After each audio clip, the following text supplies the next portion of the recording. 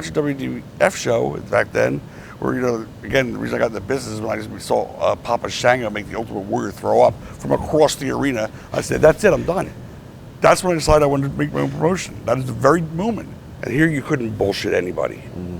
I mean, the people in this city, it's one thing to say you can work them, and you can in a wrestling, you know, persona, but you can't bullshit them. They were so thankful and appreciative of this promotion.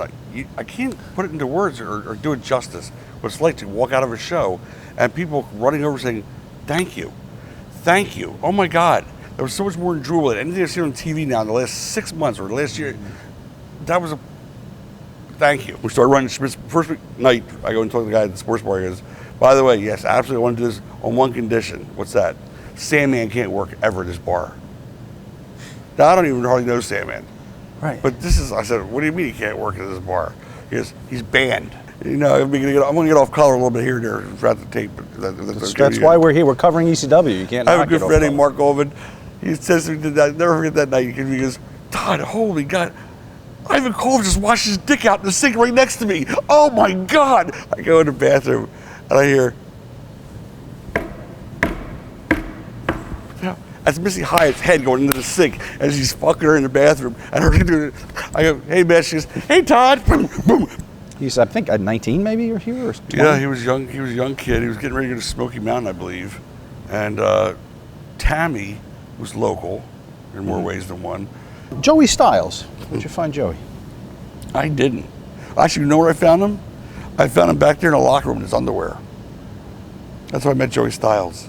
Yo, Gordon, come back here. I go, what? Everyone's going, like a teacher came in the room. Because these guys don't want to get high, and they're all afraid to smoke because you're on the bus. Do it. I go, what? He goes, do it. Fine. So I started smoking for them. He goes, oh, fuck. And the whole bus was like this cloud of smoke. All the stars. You did a job the first night. Everybody. That was, you know, that's how we see what kind of attitude you have. Right. All the originals. The real originals, not the ones who say they're the originals because they came around 2 years later. Right. But any of the real first people that are in this grouping right here, you're talking about when they opened this building, yeah, that was a family. How does Paul Heyman come into this company? Quietly. It's the only thing he's ever done quietly. Yes. Don't pay me. What do you mean don't pay you? Paulie said, don't pay me. Yeah, because I don't want anything from you. Just, when we make it, take care of me. And I'm like, what? Well, I did when we started to make it a little bit. That's the guy got the 49% of the company. He didn't buy it, I gave that to him. One guy's got to have the last word, whatever, and thank God, because otherwise probably would have burnt the building down the first year. So somebody had to be able to say, no, we'll light the match, but then we'll blow it up, pretend we're going to burn the building down. All right. Did he ever want you to be complicit in telling, later on in 95, not here, but later on, want you to be complicit in the webs that he would weave? That's what dissolved our partnership, yeah. Because you wouldn't do it? Yeah, 100%. What's your side of the mole story? None of the stuff that you read or thought was true. It was never a mole situation. It was never like that at all. Well, then that's the answer, isn't it? Yeah, well, I've said it 1,000 times every time somebody's asked me. Some Paul and I concocted together as I was getting ready to leave. And he was losing the locker room.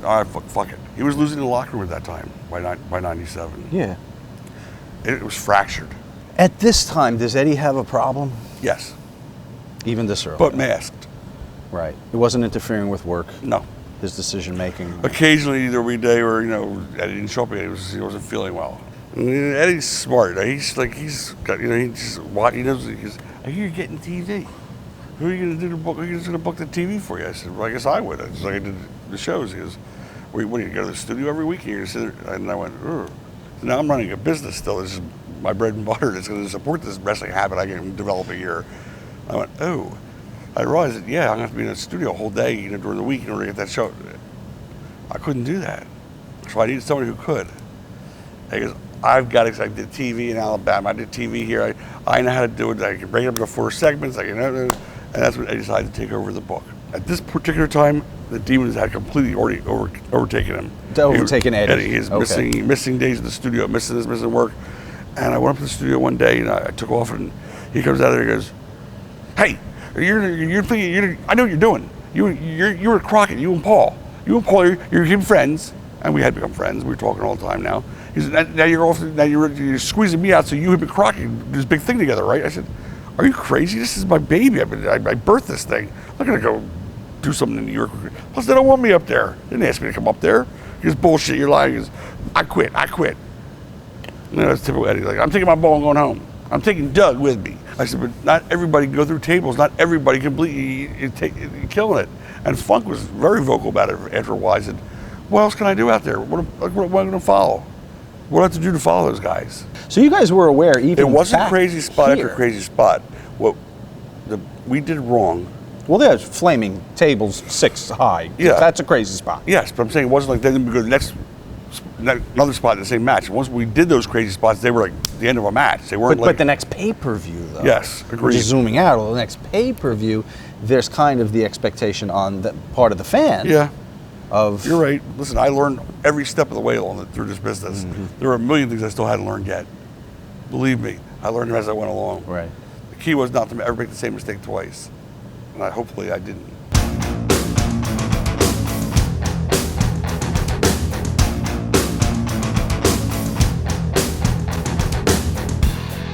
How can Tod be God and stay married? It was impossible.